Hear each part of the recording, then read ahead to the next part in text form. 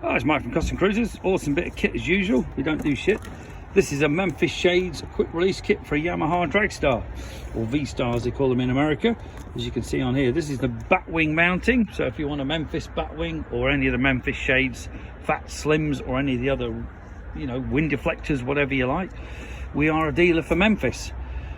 This one here, the K1915, as I say, this is for the V-Star 650 for the batwing. If you're interested, give us a call. You can see here, this basically will bolt onto the batwing.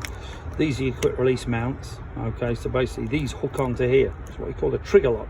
So basically you undo this, that clicks on. Okay, take the fairing off, you just undo this, you know, and the fairing's off. Simple as that. Very easy to fit. Even comes with the correct Allen keys, because no doubt the metric heads and the Americans don't use metric.